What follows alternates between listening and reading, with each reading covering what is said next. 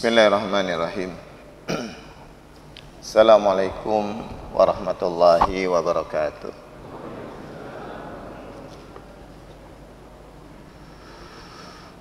Alhamdulillahi rabbil alamin, wa bihi nasta'inu ala umuri dunya waddin.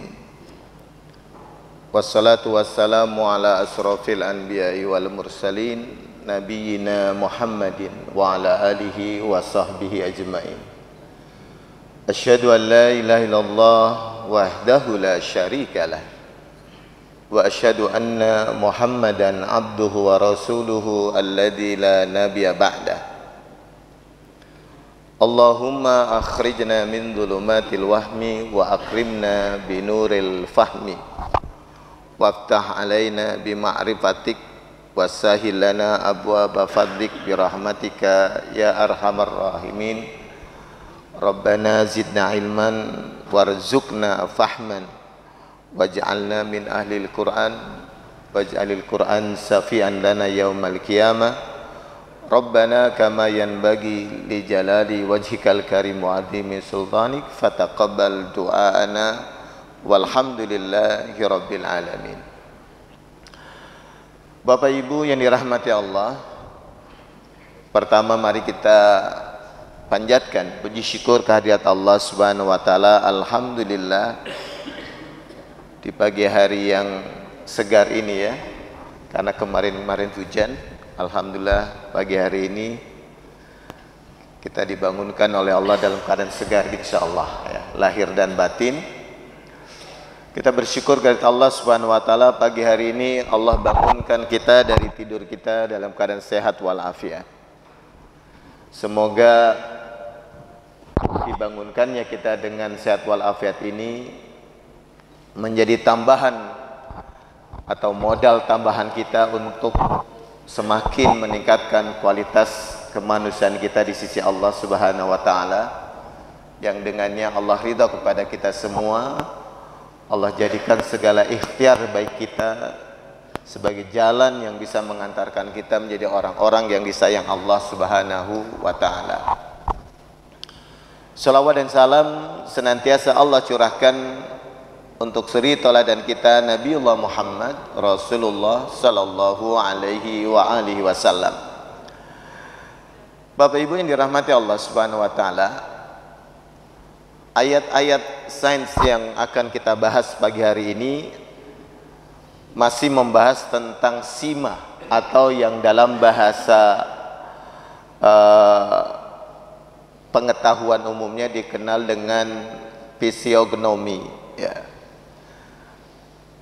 Apa itu fisiognomi? Ya, kemarin sudah kita bahas sedikit terkait dengan fisiognomi, yaitu ilmu yang digunakan untuk memahami kepribadian karakter seseorang berdasarkan apa yang terlihat. Dan biasanya ilmu ini dominasinya adalah sandaran utamanya adalah wajah, makanya disebut dengan face reading, membaca muka ya. Nah, di dalam Islam sebenarnya ilmu ini sudah diinformasikan secara tidak langsung berdasarkan riwayat-riwayat ya. Kenapa? Karena ada satu catatan hadis. Saya memulainya dari hadis riwayat Imam Bukhari dalam kitab Sahih Bukhari, hadis nomor 3381. Di dalam hadis ini Rasulullah sallallahu alaihi wasallam, menurut Abu Sa'id Al-Khudri radhiyallahu anhu, ketika berkhutbah, dan khutbah ini adalah khutbah, sebagian ahli hadis mengatakan ini khutbah wada atau khutbah perpisahan.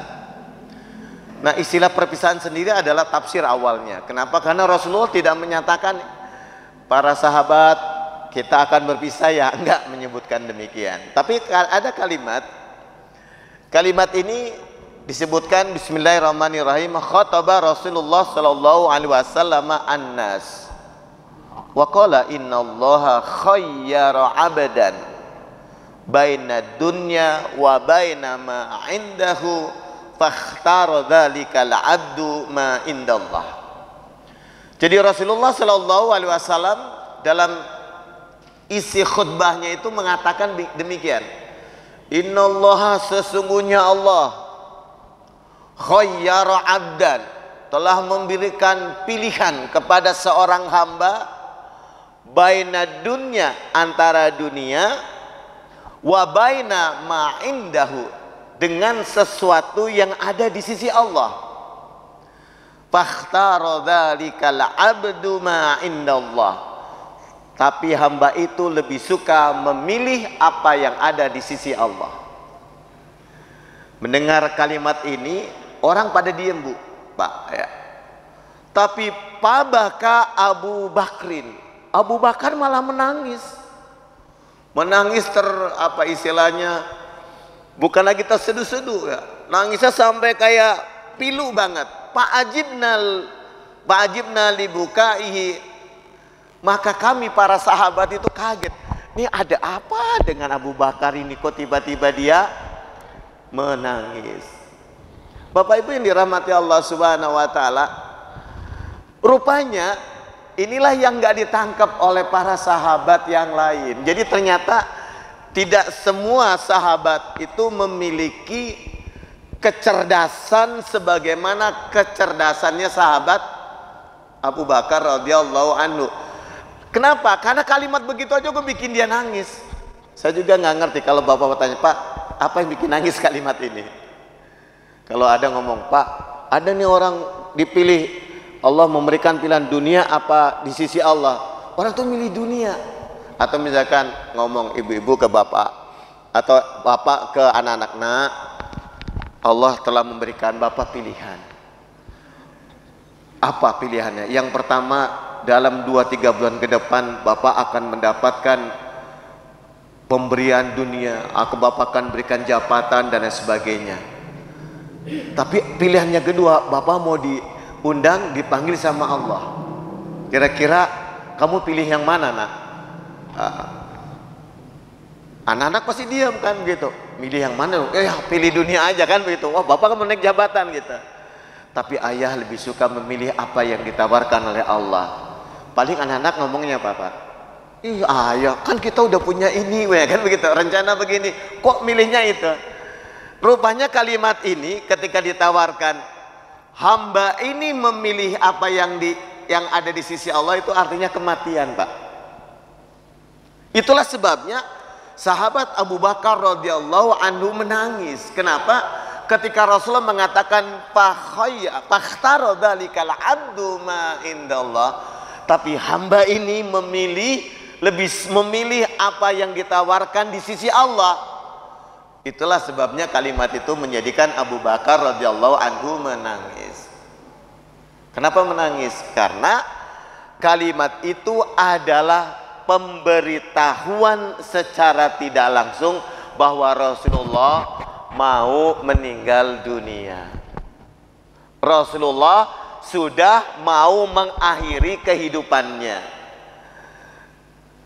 Kebayang bagaimana sayangnya hubungan ini sampai Rasulullah dalam hadis ini dikatakan, fakana Rasulullah sallallahu alaihi wasallam wa huwal mukhayyar wa kana Abu Bakrin a'lamana. Setelah ditanya, wahai Abu Bakar, kenapa engkau menangis? Apa yang membuat perkataan Rasul itu menyedihkan? Akhirnya Abu Bakar mengatakan, sesungguhnya apa yang disampaikan oleh Rasulullah sallallahu alaihi wasallam itu adalah pemberitahuan bahwa dalam beberapa bulan ke depan Rasulullah akan meninggalkan kita semua, karena dia sudah siap, sudah membuka dirinya untuk balik di sisi Allah Subhanahu wa ta'ala. Itu artinya dia akan meninggalkan kita. Nah, hubungan yang sudah terbangun selama ini, kebayang kan ditinggalkan orang yang disayang, Pak, Bu, ya. Ditinggal pergi oleh orang yang orang yang kita sayangi mau selamanya. Nah, pilihannya adalah kalau pengen ketemu ya nyusul, kan begitu. Makanya kalimat ini juga kita pernah dengar di dalam hadis yang lain, ketika Rasulullah Shallallahu Alaihi Wasallam memangku putrinya, yaitu Fatimah, Lalu Rasulullah Sallallahu Alaihi Wasallam membisiki Fatimah, Fatimah tersenyum. Dibisiki yang kedua, Fatimah menangis. Nah, terbalik, dibisikin pertama menangis, dibisikin yang kedua tersenyum. Aisyah radhiyallahu anha yang menyaksikan kedekatan dan kemesraan Rasulullah dengan putrinya itu sampai penasaran. Ketika tanya, Fatimah, apa yang dibisiki oleh Rasulullah kepada engkau? Rahasia manggilnya begitu kan? Kan Aisyah itu kan ibu bagi Fatimah radhiyallahu anha. Nah, sampai akhirnya Rasulullah wafat. Penasaran Aisyah radhiyallahu anha itu masih terbayang sambil tanya, apa yang pernah dibisikkan oleh Rasulullah? Akhirnya Fatimah membuka diri.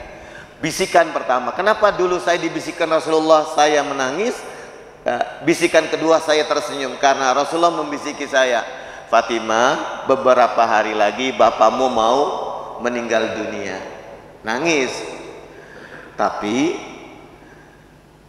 di antara putri-putriku yang pertama akan nyusul adalah kamu. Baru Fatimah tersenyum ketawa, Pak. Nah, kira-kira bapak dibisikin begitu. Istri mau meninggal dunia, ya tenang ya. Nangis kan? Nanti orang yang pertama menyusul ayah adalah bapak. Kira-kira bapak tambah nangis kenceng apa ketawa, Pak? Tambah kenceng nangisnya, Pak ya? Ibu begitu, Bu ya? Yang papa mau pergi nih, sebentar lagi Allah udah malaikat. Nangis kan? Tenang. Ya, nanti setelah ayah pergi, menurut bisikan malaikat, kamu yang pertama nyusul. Nangisnya tambah kenceng. Nah, Bapak Ibu yang dirahmati Allah Subhanahu wa taala. Jadi peristiwa yang disampaikan oleh Abu Sa'id Al-Khudri dalam kitab Sahih Bukhari inilah yang kemudian ditangkap oleh Syekh Muhammad Khubairi ketika membahas tentang firasat. Beliau menulis kecerdasan fuqaha dan kecerdikan khulafa. Jadi kalimatnya zakaul fuqaha wa dahaul khulafa. Di situ beliau menyebutkan bahwa di antara kelebihan orang-orang saleh dahulu adalah mereka memiliki kemampuan membaca sesuatu yang tidak terungkap secara detail. Dia membaca isyarat. Nah, membaca isyarat Bapak Ibu, inilah di dalam Al-Quran yang disebutkan berulang-ulang, ada 6 ayat secara berulang-ulang dengan bahasa sima. Maka kita bilang terkesima. Nah, itu bisa jadi diambil dari bahasa ini, sima. Sima ini adalah isim masdar dari wasama atau wasuma. Wasuma yasimu sima. Nah, karena dia menjadi mudhaf, maka taknya dihilangkan menjadi simahum. Nah, inilah yang kita temukan di dalam surat Al-Baqarah 273 ketika disebutkan yahsabuhumul jahilu aghniya'a minat ta'affufi ta'rifuhum bisimahum. Orang-orang yang jahil menganggap orang ini adalah orang yang kaya. Kenapa? Karena dia menangkap dari tanda-tandanya. Padahal ini kebalikannya, ya. Kenapa? Karena ayat 273 surat Al-Baqarah ini, Bapak Ibu, ini membahas tentang orang-orang yang berhak mendapatkan zakat mal yang disebut dengan kalimat al-fuqara. Lil fuqara illadzina uhsiru fi sabilillah la yastati'una darban fil ard. Jadi di antara orang yang berhak mendapatkan zakat mal adalah orang-orang fakir. Siapa orang fakir? Adalah orang-orang yang karena aktivitasnya menjadikan dia tidak leluasa mencari dunia, mencari harta. Kenapa? Karena dia uhsiru, bahasanya terbelenggu. Dia dikerumuni, dilingkupi oleh urusan-urusan di jalan Allah Subhanahu wa taala. maka orang ini kemudian karena urusannya terkait dengan umat terus setiap hari dan lain sebagainya, peluang mencari hartanya untuk kepentingan pribadinya agak terhambat. Tapi dia tidak pernah menunjukkan dia itu susah. Ya. Nah, ini yang disebut dengan sima. Kemudian sima ini juga disebutkan di dalam surat Al-A'raf ayat 46 dan ayat 48. Ini terkait dengan ahli surga. Ya, ada ahli surga dan ahli neraka. Ketika dikatakan wa bainahuma hijabun wa 'alal a'rafi rijalun ya'rifuna kullam bisimahum. Di antara ahli surga dan dengan ahli neraka itu ada hijab. Ya. Tapi di antara surga dan neraka itu ada tempat yang bernama Al-A'raf. Di sini ada ya'rifuna, mereka mengetahui kulan setiap ahli surga ahli neraka bisimahum dengan tanda-tanda yang terbaca. Jadi Bapak Ibu, kemampuan atau tanda-tanda yang bisa ditangkap dari seseorang ini adalah bahasanya sima, bahasa Qur'annya. Nah, bahasa sima ini Bapak Ibu di dalam sejarahnya sebenarnya tidak hanya terkait dengan tampilan muka, tetapi juga terkait dengan suara. Ada sebuah ayat yang cukup menarik. Kenapa? Karena di dalam Al-Quran kemampuan membaca, ya, kemampuan membaca isyarat yang tidak terucap, yang tadi bahasa sainsnya dengan istilah fisiognomi tadi, itu sejatinya tidak hanya milik para nabi, tidak hanya milik para sahabat, tetapi milik manusia umum. Dan ilmu ini menjadi penting karena ilmu ini bisa menjadi bentuk persaksian di persidangan. Inilah yang diterangkan oleh Allah Subhanahu wa taala di dalam surat Yusuf surat 12 ayat 26 sampai 28. Di ayat 26 sampai 28 ini dikatakan qala hiya rawadatni an nafsi.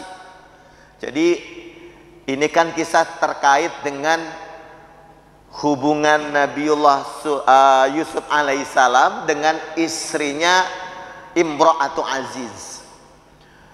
Nah, ketika Imra'atu Aziz ini terdorong untuk membujuk, ya, menggoda Nabiullah Yusuf alaihissalam, Nabi Yusuf kemudian menolak. Tetapi rupanya karena keinginan Imra'ah Aziz ini sangat keras sehingga dia sampai mendesak. Ketika menolak itulah terjadi tarik menarik. Begitu Nabiullah Yusuf alaihissalam sudah sampai di pintu, muncul suaminya. Lalu disinilah disidangkan akhirnya. Nah, salah satu perkataannya Nabi Yusuf mengatakan hiya rawadatni an nafsi, wahai ayahanda, karena Al-Aziz ini adalah ayah angkatnya Nabiullah Yusuf alaihissalam atau tuannya Nabi Yusuf. Dia mengatakan wahai ayahanda, istri ayahanda lah yang menggodaku. Nah, otomatis ini menjadi gempar, maka dicarilah seorang syahid. Bapak Ibu yang dirahmati Allah Subhanahu wa taala, kita baca di ayat 26, si syahid ini mengatakan in kana qamisuhu qudda min qubulin fasadaqat wa huwa minal kadhibin wa in kana qamisuhu qudda min duburin fakadzabat wa huwa minas sadiqin.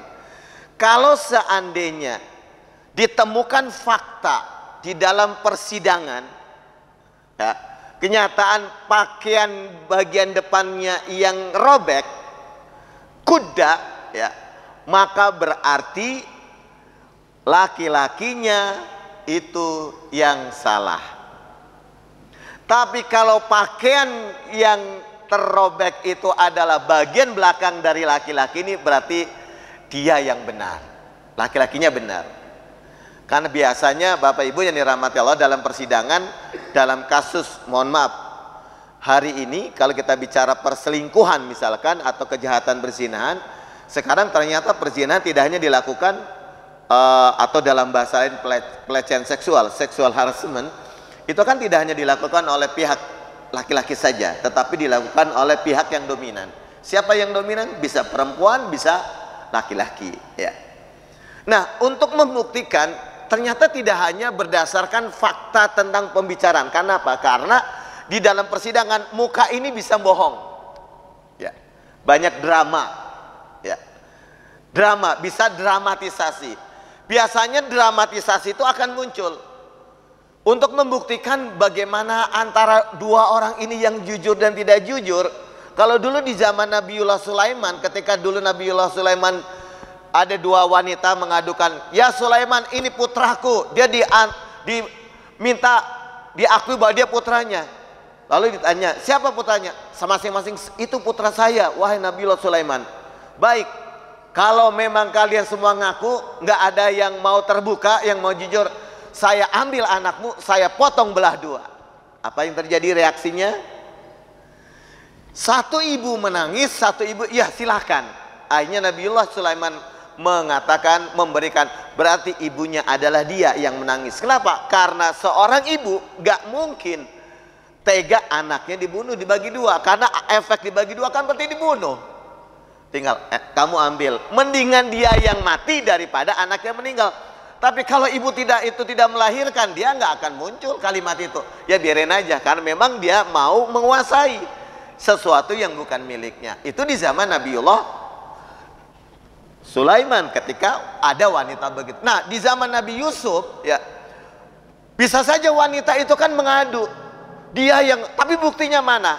Itu sebabnya untuk membuktikannya, salah satunya kalau dibaca di dalam beberapa riwayat, karena saksi ini juga menangkap kalimat tuduhan yang diucapkan oleh perempuan tersebut itu kalimatnya tidak menunjukkan keprihatinan. Kenapa? Karena secara sosiologis, kalau terjadi perselingkuhan di tempat di mana yang dominannya perempuan, tidak mungkin laki-laki melakukan kekerasan. Contoh, Bapak Ibu mohon maaf, ini kan akhir-akhir ini lagi rame tentang Syekh Panjul ya. Tahu Bu ya, Syekh Panjul? Pak tahu? Panji Gumilang. Ya, ini kan lagi rame ya.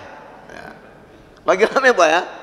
Ya, ini kan skenario lama yang dibongkar, yang sengaja dinaikkan ke atas untuk nutupin banyak hal. Itu beredar rekaman seorang wanita yang nelpon Syekh ini minta apa? Minta dinikahi. Karena dia sudah dalam tanda kutip beberapa kali dijadikan pemuas nafsunya Syekh. Ya. Dan ternyata bukan sekali, ini cerita ini banyak Bu ya. Nah, ini adalah bentuk penyimpangan yang memang di negeri ini mau tidak mau kita harus jujur mengakui Pak, ini memang dibuat. Ya. Kenapa? Karena isu ini kan sebenarnya udah lama. Ya. Pak Ibu, saya tahun 90-an itu tinggal di Petojo. Saya ngurus masjid namanya Baitur Rahman. Itu hampir semua pemudanya di tempat saya dulu tahun 95-an itu gak ada yang mau sholat. Gara-gara apa? Hijrah ke NII-nya Panji Gumilang yang dikenal dengan NII KW 9, disebut dengan Abu Toto. Anak ini ya, salah satu yang anak muda terlibat itu adalah salah satu anak yang dulu pernah saya ajak ke beberapa kajian. Yuk ngaji yuk, ikut saya. Itu maklum kita masih zaman muda Pak Bu ya. Nah, saya dekat dengan anak ini. Rupanya dia terkontaminasi. Kenapa? Karena saya berupaya dibujuk oleh kelompok ini untuk hijrah ke tempatnya, bahkan ditawari banyak hal. Pak Ibu, tahun 95 sebagai seorang guru kepala madrasah, mohon maaf ini, itu saya dapat honor dari madrasah itu hanya Rp75.000. Ini orang ini nawarin, ente Miftah, kalau ente gabung dengan kami, ente didudukan nanti posisinya di antara, kan mereka punya istilah-istilah stratifikasi penjenjangan Bu. Jadi yang namanya kiainya itu ada jenjangan. Ente nih fasilitas, ente dapat motor 1, 2, zaman 96 itu dulu dikenal dengan pager, belum ada handphone Bu ya. Wah itu kan kalau zaman itu punya pager, tampilannya udah keren banget Pak ya. Ada disabuk, bunyi tulalit. Di depannya berarti eksekutif lah begitu. Itu zaman dulu. Dikasih gaji tawarin 250.000.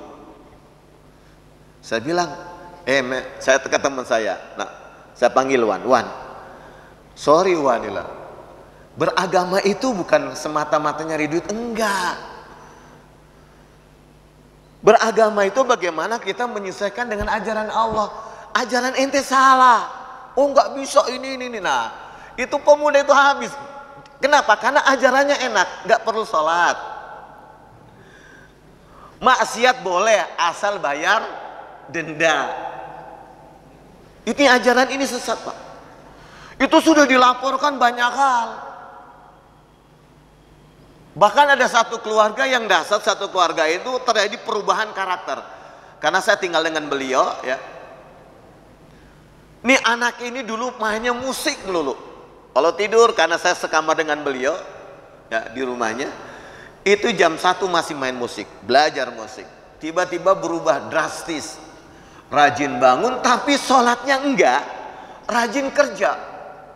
Rupanya ditelusuri dia dibaiat masuk kelompok ini, dan untuk bisa diterima sebagai warga negara Islam versi Abu Toto waktu itu, dulu kenalnya Abu Toto, sekarang Syekh Panjul tadi, itu dia harus menebus dirinya dengan emas Pak, dihitung. Jadi ditanya, kamu umur berapa? Umurnya 30 misalkan. Kamu akil balik umur berapa? Saya balik, perasaan saya umurnya 13 tahun.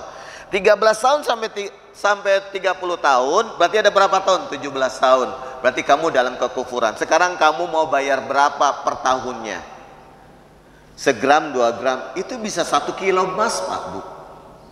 Lalu bagaimana caranya dia mencari emas buat nebus dirinya supaya diakui sebagai warga negara Islam? Menghalalkan cara Pak Bu. Di daerah Jakarta Barat, karena dulu saya pernah ngajar di daerah Kamal. Kamal itu dari Cengkareng ke arah mana? Kapuk Pak Bu ya. Itu ada anak berani mencuri. Swalayan nyuri, ketangkap, dia bilang ini kan halal. Buat apa? Buat nebus. Ini rusaknya ajaran ini luar biasa Pak Bu. Dan ini memang dipelihara. Naudzubillah min dzalik. Semoga di anak-anak muda kita di Masjid As-Salam nggak ada yang begitu. Kenapa? Karena jangan lupa di Meruya Selatan, Masjid Al-Ikhwan, terindikasi di sana ada anak Bu yang ikut. Jadi Islam itu dirusak. Nah permasalahannya adalah kita orang tua terkadang, nah ini kembali kepada fisiognomi. Orang tua seringkali tidak bisa membaca isyarat perubahan anak, atau dalam tanda kutip, ini anak kok berubah, dia masa bodoh. Apalagi berubahnya terlihat seperti baik. Tapi ada hal yang lain. Ini yang harus dipahami oleh orang-orang tua Pak Ibu. Kenapa? Karena sampai hari ini gerakan itu masih ada. Bahkan dulu yang disebut basisnya di Jakarta Barat itu di sekitar, kalau dari Kalideres Pak ke arah dari Kembangan, dari Grogol ke arah Kalideres itu ada daerah, dulu ada Taman Kota masuk. Habis Taman Kota ada daerah namanya ABC sampai nanti Kosambi, itu turun Pak Bu. Itu antara Taman Kota sampai Kosambi, di situ dulu ada base camp. Kenapa? Karena ada orang yang terlibat, ditutup di bawahnya ke situ, termasuk di daerah Beji. Banyak mahasiswa kena. Ini dasar Pak Bu, perusakan ini. Nah kembali ke pokok masalah, seringkali kita tidak bisa menangkap. Inilah sebabnya di dalam Islam mengenali karakter itu sejatinya adalah bagian dari sains, ilmu pengetahuan yang bisa dipelajari. Dan karena itu pula lah sejatinya ilmu ini menjadi sangat penting di dalam Islam. bagi orang tua ketika kita mau mendidik anak-anak kita. Kenapa? Karena ada satu hadis Rasulullah Shallallahu Alaihi Wasallam menyebutkan, ya, hadis ini mengatakan bahwa yang namanya Bani Adam, Pak Ibu, itu kan diciptakan oleh Allah dari berbagai macam tanah. Tanah yang menyatu di dalam diri kita itu membentuk karakter. Dan karakter itu bisa dikenali dari tampilan fisiknya. Maka muncullah tadi face reading atau fisiognomi, ilmu-ilmu membaca karakter. Dan itu sebabnya Pak Ibu yang dirahmati Allah, muka di dalam syariat Islam bukan masuk aurat. Ya. Nah, bagaimana dengan wanita? Karena di dalam surat An-Nur kan dikatakan wa kullil mu'minina, kan begitu, yaghuddu min absarihina, sama wa kullil mu'minati yaghuddna min absarihina, ayat 30, 31 dan seterusnya. Nah, wanita harus menundukkan pandangannya, laki-laki harus menundukkan pandangannya. Kenapa? Karena memang muka ini bukan aurat. Lalu kenapa muncul satu uraf nilai-nilai yang menjadikan wanita ditutup? Kalau di Mekah wanita ditutup pakai niqab. Niqab itu kalau askar para wanita itu pakai kain yang carang.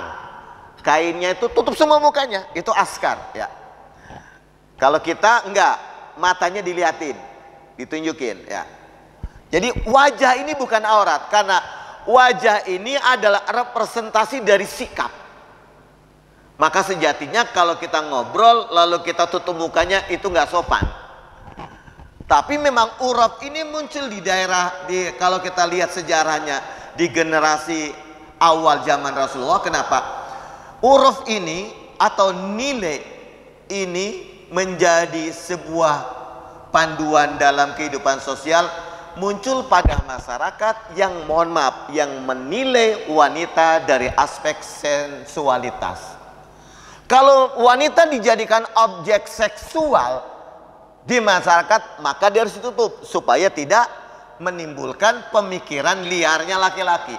Itu sebabnya kenapa di barat muka itu sudah tidak lagi menjadi objek seksual. Maka wanita untuk menarik, mencari perhatian, bukan mukanya yang dibuka, keleknya yang dibuka. Lektong ya. Ya, lektong, keleknya yang dibuka, yang biar kelihatan. Punggungnya diperlihatkan. Ya. Bahkan ada eksploitasi terkait dengan area-area sensitifnya yang menjadi pembeda laki-laki dengan perempuan, yaitu area seputar dada dan daerah pinggul. Kenapa? Karena muka bagi mereka sudah tidak menjadi daya tarik. Makanya di Thailand laki-laki pun bisa dirubah jadi wanita, bahkan lebih cantik dari. Makanya termasuk budaya ini masuk ke Korea. Banyak laki-laki mengajukan apa? Mengajukan cerai karena istrinya berbeda dengan kenyataan. Istrinya cantik, kok anaknya jelek. Rupanya istrinya hasil face off, operasi muka. Jadi siapa Pak yang mau panjang hidungnya? Di Korea itu menjadi budaya Pak Bu. Kalau ada lulusan, mah saya minta hadiahnya apa? Operasi hidung. Kalau yang punya duit Pak ya, operasi itu. Jadi macam-macam ya. Jadi ini bisa dirubah. Itu sebabnya merubah ciptaan Allah dicela di dalam Islam, termasuklah perempuan yang nambahin alis, kan begitu, karena merubah. Dan merubah alis itu ternyata ada hubungannya dengan karakter. Nah, ini ternyata Pak Ibu di dalam sejarah Islam tidak hanya ditulis oleh Imam Ar-Razi. Saya bawa bukunya, ini bukunya Kitab Firasat ya. Imam Fakhruddin Ar-Razi, kelahiran tahun 1150 sampai 1210. Ini asli kitabnya adalah Firasah Daliluka. Jadi bahasa Arabnya daliluka ila ma'rifati ahlaki nas wa tabaihim wa ka'annahum kitabun maftuh. Menurut Syekh Fakhruddin Ar-Razi, sejatinya muka ini adalah kitabun maftuh. Itu menurut Syekh Fakhruddin Ar-Razi. Muka ini adalah kitabun maftuh, buku yang terbuka, yang bisa didekati dengan dua pendekatan. Kenapa? Karena karakter itu secara Islam, dalam ilmu pengetahuan Islam, dan ini yang tidak dikaji oleh ilmuwan Barat. Karakter itu bisa terjadi karena dua. Pertama karena tabi'iyah, yang kedua karena taklifiyah. Apa maksudnya? Karakter ini, sikap seseorang itu bisa terjadi karena memang tabiatnya. Kedua, bisa juga karena ilmu syariat, beban yang dihadapi. Taklif itu beban. Makanya kan mohon maaf Pak Ibu yang dirahmati Allah, kan kita secara fitrah itu kan bisa membedakan. Ya, biasanya yang paling pandai membaca raut muka itu istri, ya. Istri saya itu paling pandai membaca suaminya lagi pusing atau tidak. Karena raut mukanya kelihatan, Pak. Saya juga kadang nggak ngerti. Ya, tapi memang beliau karena interaksi yang lama itu paham betul kapan lagi senyum, lagi tidak senyum. Nah, kalau saya sebagai suami ke istri kurang bisa menebak. Kok kalau dia cemberut malah, kenapa kamu cemberut? Nggak bisa nangkep. Nah, itu begitu, Pak. Pak Ibu yang dirahmati Allah, cemberut karena marah itu reaksinya muncul. Beda dengan karena, mohon maaf, mukanya misalkan tidak simetris, kok tiba-tiba bibirnya dinaikin ke atas. Nah, gitu.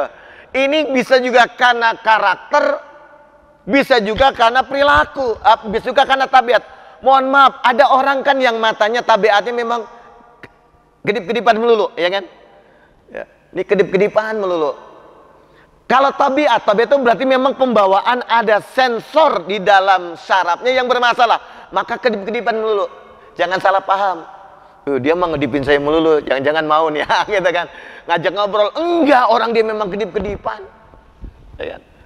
Makanya terkadang kan ada orang yang iseng kalau ngasih tanda ngedipin mata. Ingat ya, kalau saya kedip satu, berarti ini, kedip dua, ini, begitu. Itu bahasa suami istri biasanya. Ma, kedip satu, kedip satunya mana? Kanan apa kiri? Oh, kalau kanan minta makan. Ya, kalau kedip kedua minta yang lain. Itu. Kalau kedip kiri, itu biasanya bahasa yang disampaikan dalam situasi dan kondisi tertentu, ya, yang nggak mungkin diucapkan secara lafaz. Ini tabiat, kitabun maftuh. Jadi Syekh Fakhruddin Ar-Razi, ya, dia tidak hanya ahli tafsir, ya, memang dia banyak, ya, tafsirnya. Nah, Pak Ibu yang dirahmati Allah, itu menjelaskan bahwa muka ini kitabun maftuh itu bisa dipahami dua hal. Yang pertama dari aspek taklifiyah, kedua dari tabi'iyah. Ya. Sementara dari aspek keilmuan ada dua pendekatan bisa disebut, karena ilmu yang dipahami, yang dipelajari oleh seseorang itu bisa bersifat wahbiyi, bisa juga kasbiyi. Apa bedanya kasbiyi dengan wahbiyi? Kalau wahbiyi itu pemberian. Kalau di dalam surat Al-Kahfi itu, wa wajada abdan min ibadina atainahu rahmatan min indina wa 'allamnahu min ladunna ilmu laduni, Pak. Orang nggak belajar kok bisa.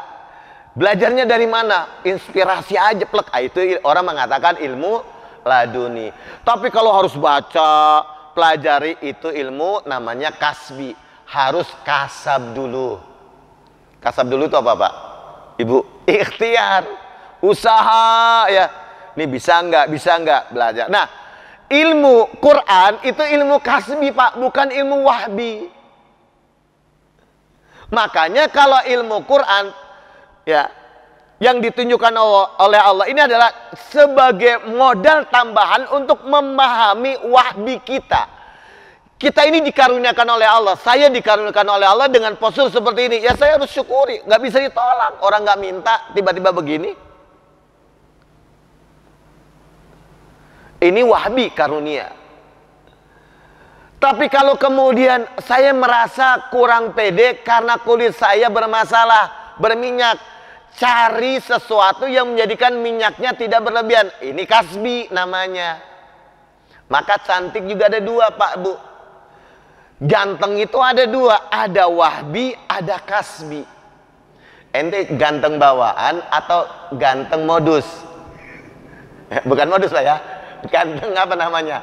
Ganteng ini apa? Konten. Nah, konten bahasa anak muda konten, Pak ya. Ya. Ini konten asli bawaan original atau sudah masuk pass off nih? Nah itu bawaan, Pak Bu ya. Nah, mau ganteng, mau apa tidak ganteng, cantik, itu sama, dua. Ada yang natural, ya, ada yang memang banyak eksponalnya, sesuatu tambahannya. Nah, karakter kita ini, Pak Ibu, tadi muka ini, badan kita berperilaku itu ada dua tadi, bisa taklifi, bisa bersifat tabi'i. Nah, Islam, hadirnya Quran ini adalah agar kita paham tabiat kita, dan kedua agar kita bisa merubah tabiat kita. Kenapa? Karena tabiat susah diubah kecuali kalau kita memiliki dorongan dari dalam ingin merubahnya. Agar kita bisa merubah tabiat yang bermasalah, contoh tabiat kita kadang pemarah. Dan tabiat ini ternyata kembali bisa dikenal dari muka. Bahkan ini selain buku yang ditulis oleh Imam Fakhruddin Ar-Razi, ternyata juga ada sebuah kitab yang disandarkan kepada Imam Syafi'i, yaitu kitab Warasah Syafi'i. Kitab ini justru menariknya, Pak Ibu, ditemukannya di Perpustakaan Nasional, tidak disebutkan anonim penulisnya siapa, tapi sandarnya kepada Imam Syafi'i. Itu ada katalog induk naskah-naskah Nusantara, ditemukan disunting oleh Bahrain, penulis Belanda. Ya. Nah, di situ di dalam kitab tersebut ternyata Imam Syafi'i rahimahullah juga pernah menjelaskan karakter manusia berdasarkan fisiognominya, berdasarkan simah. Kan tadi bahasa Quran itu fisiognomi itu disebut simah. Simahum, kalau kita baca di surat Al-Fatah surat 48 ayat 29, ketika Bapak Ibu menemukan ayat tentang pengikut Nabiullah Muhammad Rasulullah SAW, itu kan ada kalimat Muhammadur Rasulullah walladzina ma'u asyidda'u 'alal kuffar ruhama'u bainahum. Terus ada tarahum ruk'an sujjadan yabtaghuna fadlan minallahi wa ridwana simahum fi wujuhihim min atharis sujud. Nah, ini nanti tafsirnya banyak. Ada yang menafsirkan tanda sujud ada warna-warna hitam di jidat, ada yang mengatakan tidak, dan memang ini kondisional. Tidak semua orang memiliki itu, dan tidak berarti kalau orang tidak memiliki tanda itu juga dianggap tidak suka sujud. Ini menjadi debatable ya. Tapi yang jelas, orang banyak sujud itu mukanya dalam tanda kutip lebih terlihat lebih, kalau bahasa sekarang, cahayanya lain dengan orang yang jarang sujud, Pak Bu. Silakan Bapak Ibu bedakan. Ganteng nih orangnya, tapi nggak pernah dicuci pakai air wudhu, jarang sujud. Dengan, mohon maaf, orangnya mukanya biasa saja, tapi rajin sholat, rajin wudhu, rajin sujud, itu pasti bahasa kitanya, Bu ya. Sima dalam perspektif lain itu namanya aura, itu pasti beda. Makanya kita suka mengatakan, ini kayaknya ngomong lihat muka dia kayak enak banget ya. Padahal di sampingnya dalam tanda kutip secara fisik lebih menarik. Tapi kenapa kalau lihat dia mah anteng gitu kan. Dan sima itulah yang kemudian dihadirkan oleh Allah kepada pasangan kita. Makanya kenapa tiba-tiba ini banyak bla bla 1, 2, 3, 4 orang. Enggak, saya mah senangnya yang ujung. Kata temannya, jelek kok dilihatin. Itu ujung kanan. Ini 2 orang bisa beda pendapat tentang orang-orang, Pak. Padahal orangnya sama, tapi perspektifnya beda. Nah, simaknya memang yang dihadirkan oleh Allah beda-beda. Nah, surat Al-Fatah ini Pak Ibu, ya ayat 29 ini mengatakan simahum fi wujuhim min atharis sujud. Jadi tanda sujud, buah sujud itu bisa terekspos oleh tampilan. Ini yang menjadi dalil juga kemudian muncul karya Imam Syafi'i yang membahas, oh ternyata sejatinya ada banyak hal yang bisa dipelajari dari manusia. Pertama, ini dari kitabnya Imam Syafi'i, Warasatus Syafi'i Pak Buya. Kepala itu ada 3. Kalau kepala besar, jika orang kepalanya besar, tandanya memiliki ingatan yang besar. Kepala yang kecil tandanya memiliki budi pekerti yang sedikit dan tidak banyak berbicara. Kepala yang sedang tandanya bijaksana dalam berbudi pekerti dan juga pandai. Dan ini ternyata tulisannya ini, karena ini datanya dari Nusantara, kiainya siapa nggak disebutkan, penulisnya itu disampaikan dalam bahasa Jawa Pak. Yen wong kang agung sirai pun pertandane elingan kardi. Itu bahasa Jawanya Pak.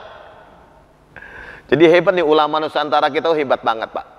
Ya, saya semakin yakin ulama kita ini hebat luar biasa karena banyak imam-imam kita yang di Mekah zaman dahulu tuh dikenal. Ya. Dari Banten ada Nawawi Al-Banteni, ya kan? Dari Minangkabau banyak ulama-ulama kita yang cukup terkenal. Bahkan kalau saya membaca sejarah tentang tadi Wali Sanga, Profesor Agus Suyoto itu begitu panjang lebar menceritakan bagaimana kecerdasannya ulama-ulama Nusantara pada waktu itu. Nah kemudian rambut, wah di kitab Imam Syafi'i ini ada rambut kering dan kaku. Rambut yang kering dan kaku tandanya pemberani. Itu yang namanya tobi'inya Pak, tapi nanti taklibinya beda. Ya. Maka tadi karakter seseorang itu bisa dipahami dari 2. Satu dari tobi'inya, tabiat adalah itu bersifat wahbi, karunia Allah, ya nggak bisa ditolak begitu. Ya. Ada yang taklifi hasil usaha, ikhtiar. Nah mana yang paling dominan? Nah nanti dua-duanya saling melengkapi ya. Ini kalau rambut kering, nah, rambut yang halus tandanya penakut dan pemalu. Rambut yang sedang artinya rambutnya mengembang, tandanya memiliki kemantapan. Jadi kalau anak rambutnya ngembang Pak, kan ada ya pro gitu, itu tandanya memiliki kemantapan dan merupakan manusia yang penuh dengan budi pekerti. Itu tabiatnya Pak, tapi nanti tergantung pendidikannya kan, taklifinya gimana ya. Tapi secara fisik ini bisa dilihat. Bahkan rambut, nah ini juga ada rambut hitam, rambut jarang, rambut yang jarang tandanya memiliki budi yang sedikit. Jadi kalau anak tumbuhnya dikit-dikit rambutnya Pak, begitu besarnya enggak banyak, itu berarti punya potensi karakter budi yang harus dididik lebih berat.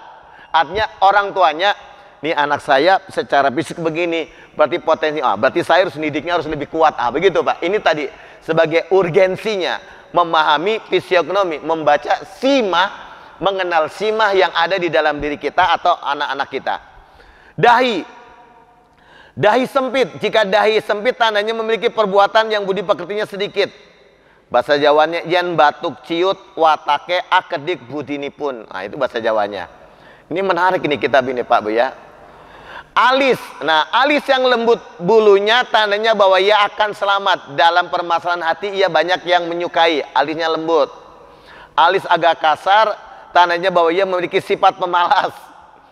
Ya, tidak suka kalau orang lain memperoleh kesenangan, tingkah lakunya berlebihan dan tidak bisa membedakan mana perbuatan yang benar dan mana perbuatan yang salah. Ini potensi secara tabi'iyah. Makanya kenapa di hadis yang pernah kita baca akhirnya Rasulullah mengatakan innallaha la yanduru ila aswarikum atau ila ajsamikum walakinallah yanduru ila qulubikum. Allah tidak melihat fisik kalian, tapi Allah melihat hati kalian. Inilah artinya bahwa ada dua hal yang harus dipahami oleh kita terkait dengan ilmu ini. Yang pertama, dari aspek wahbi karunia, kita tidak bisa menolak tabiat kita. Bahwa tabiat saya ini seperti ini, ya, itu harus dipahami antar pasangan. Jadi jangan kemudian suatu saat sudah lama habis udah nggak cocok, tabiatnya beda. Ya memang beda dari awal, ya kan? Pernikahan itu kan adalah memadukan dua perbedaan, dua tabiat yang berbeda. Yang berat itu bukan tabiatnya, taklifinya, ikhtiar kita memadukan perbedaan yang ada agar menjadi irama, supaya terdengarnya menjadi nyaman. Orang satu megang, satu megang, itu suara beda. Kalau diaduk pasti suaranya beda, tapi ada sinkros, ada irama yang dimainkan. Kapan harus ngetuk, kapan harus, nah inilah sinkronisasi. Dan itulah tugas kita hari ini Pak Ibu, memahami, termasuk memahami diri. Jadi fisiognomi ini di dalam sejarahnya, ini adalah bagian dari syariat Allah yang tertulis di dalam kenyataan, sementara ayat-ayat Allah yang tertulis di dalam kalamnya. Makanya tadi, kalau kita bicara dari awal-awal pertama kita bahas tentang ayat-ayat sains, ayat-ayat sains sejatinya atau ilmu pengetahuan alam adalah ilmu yang bisa mengantarkan kita kepada ketakwaan. Dan sejarahnya memang begitu. Ilmu ini dimunculkan, dirumuskan oleh para salafus saleh kita dalam rangka memandu agar kita semakin solih, walaupun di dalam diri kita ada karakter yang bermasalah. Demi Allah Pak Ibu, orang mengatakan nobody perfect, ya, tidak ada yang sempurna. Kita pasti memiliki banyak kekurangan. Nah, kemampuan memahami kekurangan diri, baik yang terlihat secara fisik ataupun tidak, sejatinya adalah ayat Allah yang Allah tunjukkan kepada kita. Itulah sebabnya bersyukurlah Pak Ibu atas segala kekurangan yang ada di dalam diri kita, dan bersyukurlah karena Allah hadirkan orang-orang yang siap melengkapi kekurangan kita. Jadi kalau ada orang yang kemudian mengkritisi kekurangan kita, jadikan itu sebagai obat penguat yang menjadikan kita semakin tunduk dan patuh kepada Allah Subhanahu wa taala. Karena mendingan dikoreksi orang di dunia daripada dikoreksi orang di akhirat kelak di pengadilannya Allah Subhanahu wa taala. Nih ya Allah nih, orang ini ya Allah nih, itu kalau di akhirat Bapak Ibu nggak punya apa-apa. Kalau di dunia, yaudah kita minta diikhlasin gimana caranya, dan selesailah urusan kita. Tapi jangan sampai ke akhirat nanti, naudzubillah min dzalik. Nah ini Pak Ibu yang dirahmati Allah, terkait dengan urgensi fisiogonomi, ilmu memahami simah Allah yang ada di dalam diri kita, ya, tanda-tanda karakter kita. Dan ini adalah bagian dari syariat Allah yang juga hari ini seringkali, mohon maaf, karena terlalu banyak khurafat sehingga sudah bias dengan ilmu-ilmu yang terkait dengan astrologi, ilmu ramalan, ilmu-ilmu, dan akhirnya banyak orang lebih percaya sama ramalan. Enggak, ini bukan ramalan. Sebagaimana dulu saya sampaikan ketika membahas tentang jalur tangan, ini bisa dipahami, memang ada ilmunya, dan itulah ilmu dari Allah Subhanahu wa taala, ya. Pak Ibu yang dirahmati Allah Subhanahu wa taala, ini penjelasan urgensi fisiogonomi bagi kita, dan ternyata qadarullah masya'a, ulama-ulama kita telah memberikan banyak hal. Dan yang membedakan sains di dalam Islam dengan sains di luar Islam adalah, kalau sains di dalam Islam untuk mengukuhkan ketuhanannya Allah dan mengukuhkan kehambaan kita sebagai manusia.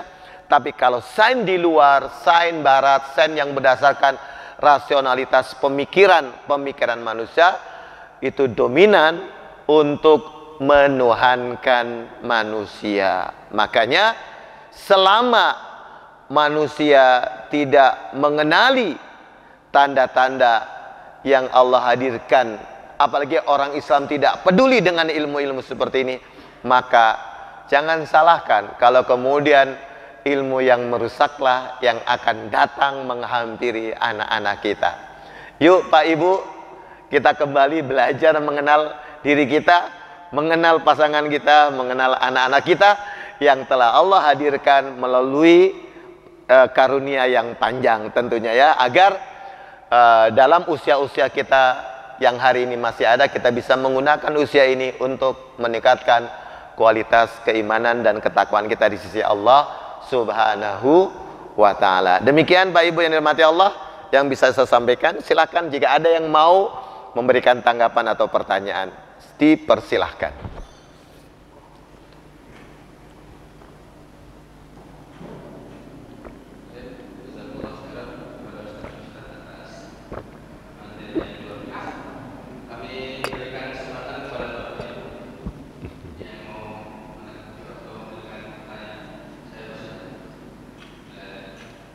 Enggak ada.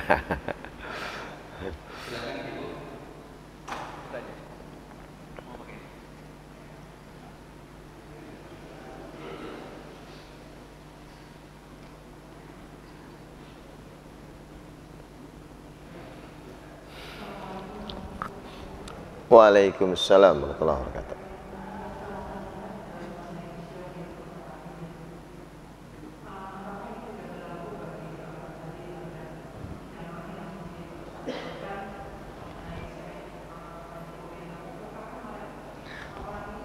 Mohon maaf Ibu, kurang ini tadi jamaah yang gimana? Oh.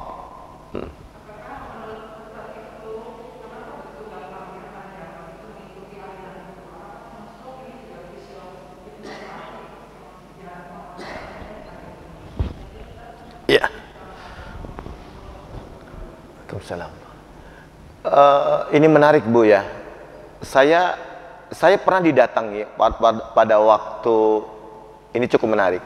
Saya pernah didatangi yang dalam tanda kutip yang mau membaiat saya itu 3 orang Bu, dan ternyata itu dokter. Jadi saya didatangin karena mohon maaf, rumah yang saya tinggali, rumah itu adalah pengurus Aisyah. Istrinya itu adalah pegawai negeri. Dia panitera Jakarta Utara, pengadilan Pak Bu. Orang terdidik dong. Tapi sekeluarga masuk gara-gara lihat anak laki-lakinya yang dulunya main musik tiba-tiba berubah jadi rajin baca ngaji gitu lah. Nah, saya bilang ini salah. Untuk meyakinkan yang didatangkan ke saya itu berturut-turut tuh, sampai waktu itu saya ngalamin satu proses, saya nggak bisa tidur. Didatengin, diajak ngobrol, dia pikir memang yang dihantam jadi hipnoterapi ya, memainkan hipnotis, tapi dari aspek alam bawah sadar. Ya. Jadi ada upaya hegemoni mendominasi orang itu agar dia down secara psikologis Pak Bu. Baik secara mental, secara intelektual. Ya. Ya bahasa kasarnya kan, lo kan baru segitu. Nih aneh aja yang udah begini masih paham. Gitu kan begitu bahasanya. Jadi betul.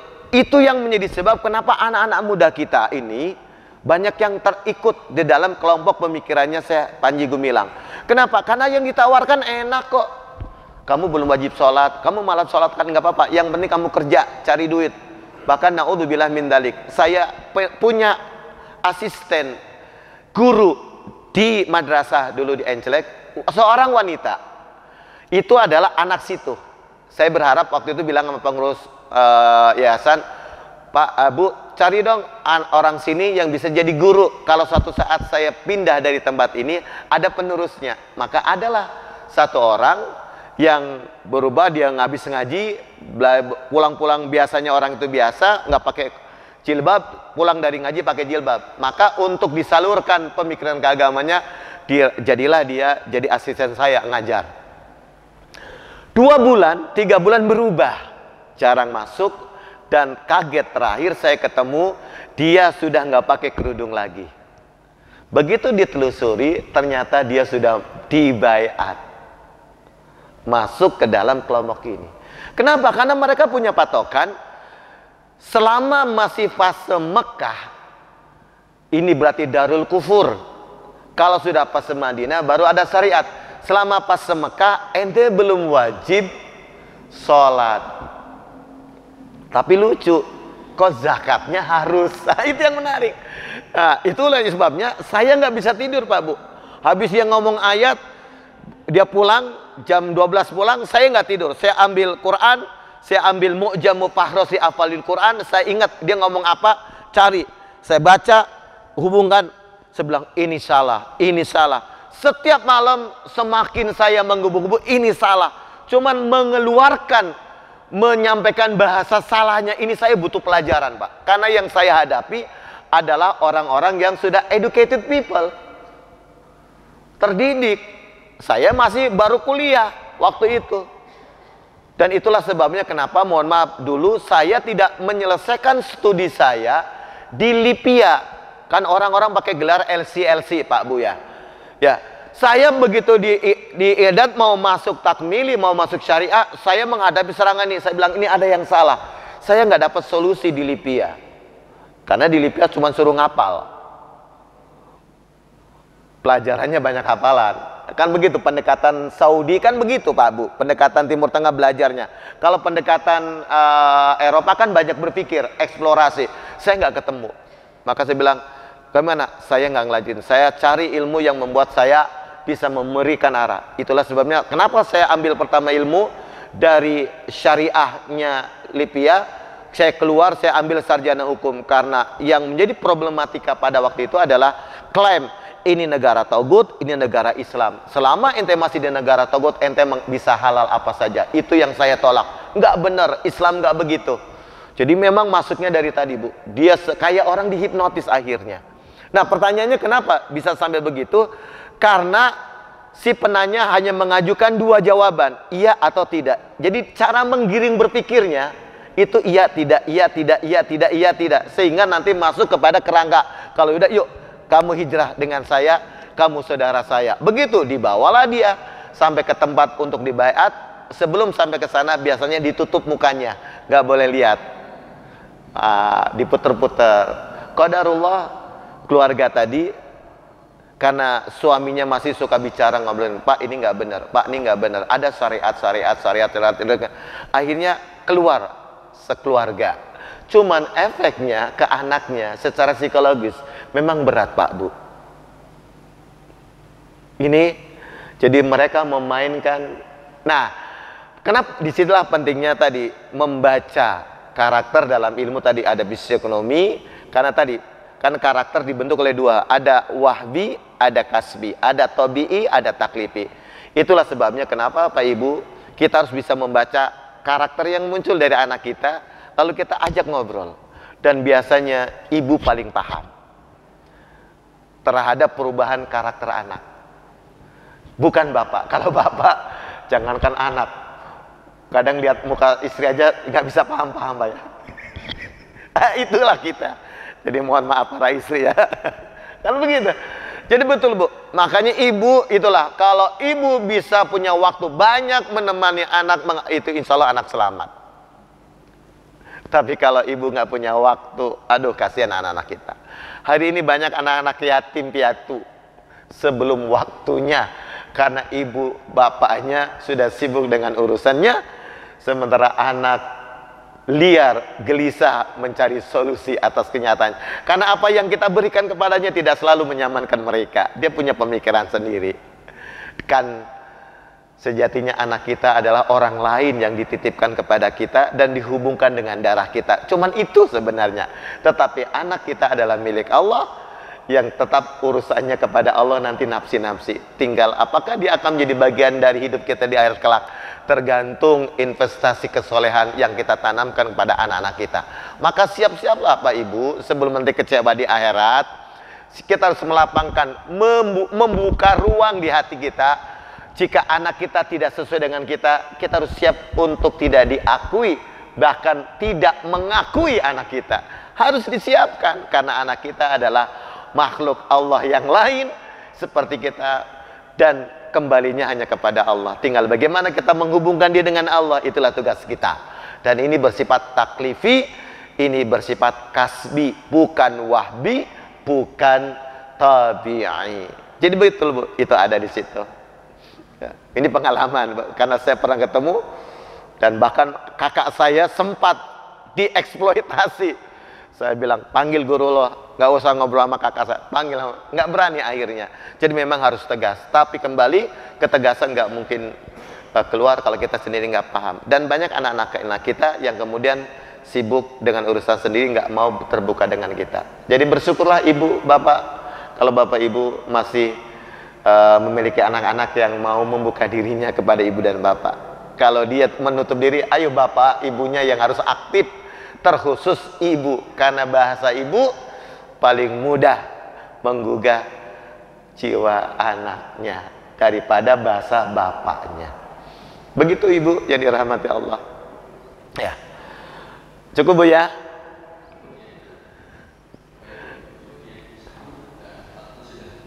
Ya, baik Pak Ibu yang dirahmati Allah, sampai di sini mari kita akhiri kebersamaan kita dengan kifaratul majlis.